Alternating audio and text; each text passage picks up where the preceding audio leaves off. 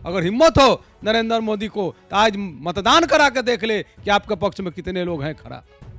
देखिए चिराग पासवान जी का उनके चचा जी ने ही उनको बच्चा बनाने की कोशिश किया है। जिनका राज ही चल रहा है, फूट डालो और राज करो, फूट डालो और राज करो को जो अंग्रेज का सिद्धांत था, वही सिद्धांत आज नीतीश कुमार का और नरेंद्र मोदी जी का रह गया है। एनडीए का यही सिद्धांत रह गया है, फूट डालो और राज करो। तो परिवार में फूट डालो, जात में फूट डालो, घर घर में फूट डालो, हर जगह पर फूट डालकर ये सत्ता में बने रहना चाहते हैं। नमस्कार, मैं हूं शुभी और आप देख रहे हैं न्यूज़ वन नेशन।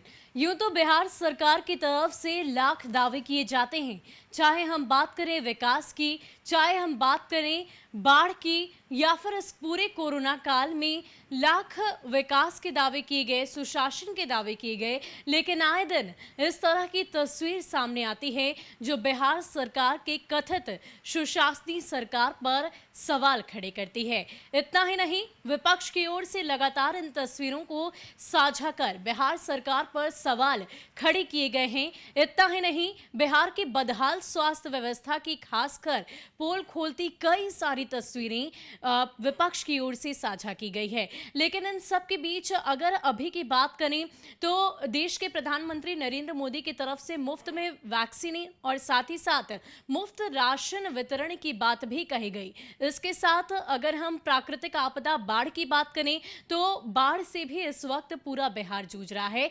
ऐसे में सरकार की तरफ से तैयारियों के दावे तो किए जाते हैं, लेकिन इसकी हकीकत कुछ और ही है। और इन्हीं तमाम बातों को लेकर आज हमारे साथ चर्चा करने के लिए हैं कुढ़नी से विधायक अनिल सहनी जी, आरजेडी से हैं, और इनसे हम बातचीत करेंगे और जानेंगे कि आखिर बिहार की बदहाल जो व्यवस्था, जो विकास कथित बताए जाते हैं, उनमें कितनी सच्चाई है, क्या तस्वीर अभी बिहार की है। सबसे पहले बहुत बहुत स्वागत है सर आपका हमारे चैनल पर। मेरा पहला सवाल यही होगा कि जिस तरीके से प्रधानमंत्री नरेंद्र मोदी के द्वारा मुफ्त में अनाज वितरण की बात कही गई, अनाज का वितरण हो भी रहा है, लेकिन क्या वो शुद्ध अनाज है? देखिए आपने बहुत अच्छा प्रश्न किए हैं सुगी जी। आज जो है सो देश की परिस्थिति और देश में किस प्रकार से जो फ्री राशनिंग का जो ढोल और डंका पीट रहे हैं, आज जाके खुद आप जाके देख सकते हैं गोदाम में, और खुद गरीबों को जाकर आप देख सकते हैं कि सड़ा हुआ अनाज जो जानवर भी नहीं खाएगा उसको जो है सो बेचा जा रहा है। और ये अनाज आ कहाँ से रहा है? रिसाइकलिंग हो रहा है। मतलब वो वही गोदाम में जाता है, फिर जनता के पास जाता है, वही जनता उसको कम दाम में दे देता है डीलर के पास में मिलकर, और फिर उसको रिसाइकलिंग होकर कहाँ जाता है? तो माननीय मुख्यमंत्री नीतीश कुमार जी के नालंदा जिला से ही हम लोगों के ही प्रखंड में जो है सो ये माल जो आता है, चाहे वो चावल हो चाहे गेहूं हो, वो रिसाइकलिंग हो रहा है। और एक ही माल को घुमा फिरा कर उसी को, इसमें महा घोटाला है। और मैं तो मांग करूंगा कि सर्वदलीय, अगर स्वच्छ छवि के मुख्यमंत्री जी नीतीश कुमार जी आप हैं, तो आप जो है सो इसकी जांच सर्वदलीय कमेटी से कराइए कि जो जानवर भी नहीं खाएगा उस अनाज को आप किस प्रकार से गरीब जनता को दे रहे हैं। क्या गरीब जनता को जो खाता नहीं है उसे फिर बनिया के पास भेज देता है, और वही बनिया फिर जो है सो उसको पैक कर कर फिर आपके नालंदा जिला में भेज देता है, और फिर वही माल जो है सो फिर गोदाम में आ जाता है। इस प्रकार का जो हमको शिकायत आ रहा है, खास करके हमारे कुढ़नी विधानसभा क्षेत्र से और अन्य प्रखंडों से, तो मैं माननीय मुख्यमंत्री जी का ध्यान आकर्षित करना चाहूंगा, क्या आपके संज्ञान में है या नहीं है? अगर है तो आपने अब तक क्या इस पर कार्रवाई किए हैं? तो मुफ्त में अनाज वितरण तो हो रहा है, लेकिन उन अनाजों में अशुद्धि दिखाई देती है। लेकिन इन सब के बीच अगर हम बाढ़ की भी बात करें, क्योंकि इस वक्त मानसून की सक्रियता काफ़ी तेज़ हो गई है, बिहार के अलग अलग ज़िलों से तस्वीरें सामने आ रही है और बाढ़ से पूरा बिहार एक बार फिर से घिर चुका है। ऐसे में सरकार की तरफ से दावे तो किए जाते हैं हर वर्ष कि हमारी तरफ से पूरी तैयारी है, लेकिन आप अपने विधानसभा क्षेत्र की बात करें तो वहाँ की क्या तस्वीर? देखिए हमारे यहाँ भी कई, चाहे नून नदी, फरदो नदी सब है, उसमें भी पानी आया है, मगर जल जमाव जो बारिश के कारण फर्स्ट बारिश में ही जो है सो अभी मानसून शुरू भी नहीं हुआ है, अभी बहुत बाकी है, मगर फर्स्ट बारिश में ही हमारे कई इलाका जलमग्न हुए, जिससे किसान प्रभावित हुए हैं। जिसके जो मतलब कि अभी तक ले जो है सो पानी ज़्यादा हो जाने के कारण जो है सो धान का रोपनी नहीं हुआ है और जो है सो बीज खराब हो गए हैं। ये सब सारी कोई व्यवस्था सरकार की नहीं है। और अभी बाढ़ जब आएगी, अभी हमारे कटरा में, औराई में, मीनापुर में, ये सब जो हमारे जिला के जो है, और जो उत्तर बिहार के जिस प्रकार से बगहा का, बेतिया का, सीतामढ़ी का, जहाँ पर इस सारे जगह पर जो बाढ़ आई है, इसमें सरकार के व्यवस्था नाकामी है और सरकार इसमें फेल है। इसके अलावा महंगाई को लेकर राजद की तरफ से लगातार चर्चा की जा रही है। कल जैसे ही नेता प्रतिपक्ष तेजस्वी यादव पटना पहुंचते हैं, सबसे पहले उन्होंने महंगाई को लेकर आवाज उठाई है। इस पर क्या कहें? देखिए, 100 रुपया से ऊपर चला गया हमारा पेट्रोल का भाव, डीजल का भाव भी देखने बढ़ रहा है। करू तेल जो मास्टर ऑयल जिसे हम बोलते हैं, सरसों तेल उस 200 से ऊपर भाग गया है। सारे चीज़ का महंगाई बढ़, साग सब्जी दुनिया जहान सबका जो डेली यूजेज का जो मध्यम वर्ग के लोग हैं, जो गरीब वर्ग हैं, जो डेली उसके खरीद कर खाते हैं, उन सारे चीज़ों का जो भाव जिस प्रकार से इस सरकार में बढ़ा है और जो ढोल पीट रहे हैं, तो जिस प्रकार से कॉरपोरेट घरानों को छूट दे दिए हैं लूटने के लिए, और वहीं पर गरीब को इस कोरोना काल में भी हर चीज़ की महंगाई बढ़ाकर, हर चीज़ पर टैक्स बढ़ाकर जो मारना चाहते हैं, यह जनता देख रही है और इसका जवाब वोट के माध्यम से लोग, जनता इसको देने के लिए तैयार है। अगर हिम्मत हो नरेंद्र मोदी को, तो आज मतदान करा के देख ले कि आपके पक्ष में कितने लोग हैं खड़ा। इसके अलावा चिराग पासवान को आरजेडी की तरफ से लगातार ऑफर्स दिए जा रहे हैं।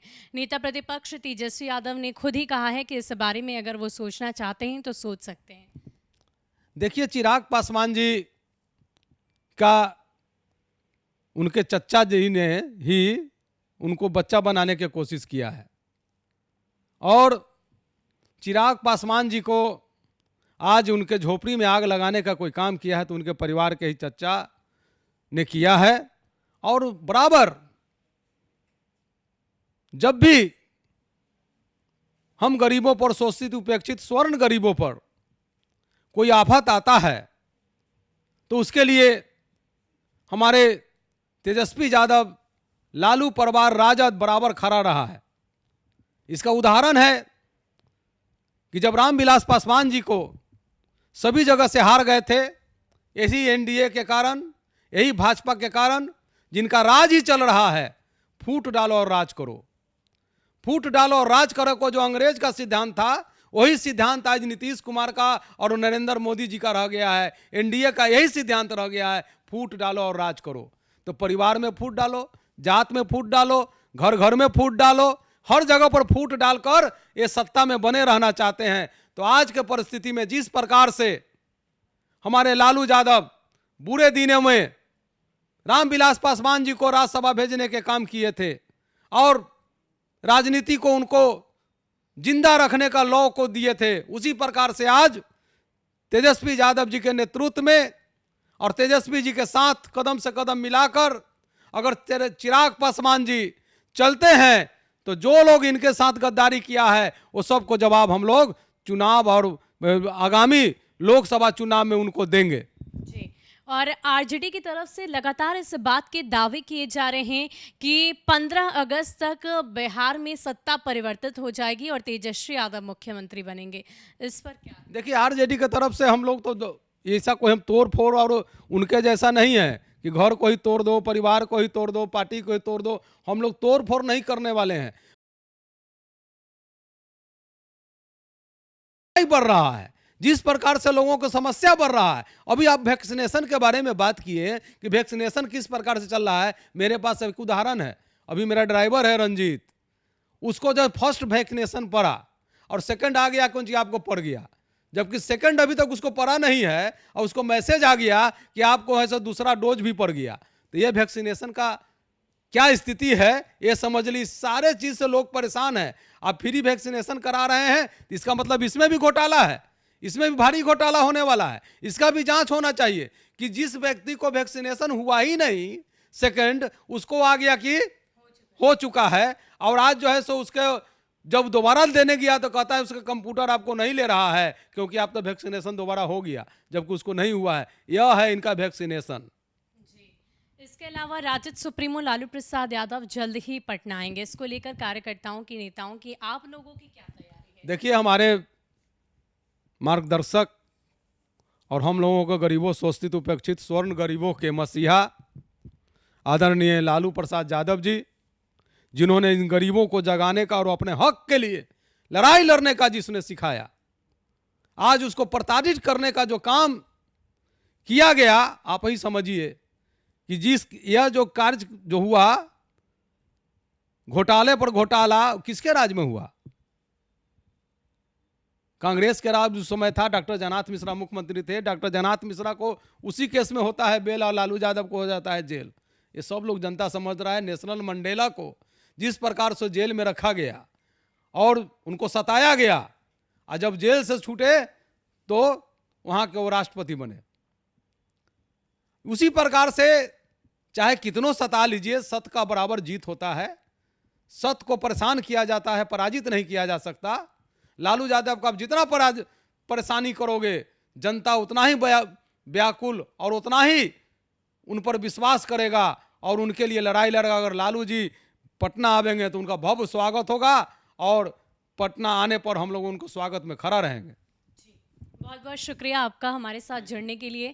तो आपको बता दूं कि जिस तरीके से बाढ़ की त्रासदी से इस वक्त पूरा बिहार जूझ रहा है, साथ ही साथ देश के प्रधानमंत्री नरेंद्र मोदी के द्वारा मुफ्त में राशन वितरण की बात भी कही गई, लेकिन इन सब के बीच जो तस्वीरें बिहार के अलग अलग जिलों से सामने आ रही है, राशन का वितरण तो हो रहा है लेकिन उसमें काफ़ी ज़्यादा अशुद्धि है, कीड़े मकोड़े लगे हुए राशन लोगों को मिल रहे हैं और यही वजह है कि विपक्ष की ओर से सवाल खड़े किए जा रहे हैं। अब देखने वाली बात यह होगी कि जिस तरीके से मांग विपक्ष की ओर से की जा रही है कि इन तमाम मुद्दों को लेकर जांच की जाए, इतना ही नहीं वैक्सीनेशन को लेकर भी जांच की जाए, क्योंकि इसमें भी कहीं ना कहीं घोटाले की तस्वीर सामने आ रही है। ऐसे में सरकार की तरफ से क्या पक्ष रखा जाता है। फिलहाल के लिए इतना ही। ज्यादा अपडेट के लिए आप बने रहे न्यूज़ फॉर नेशन के साथ। नमस्कार।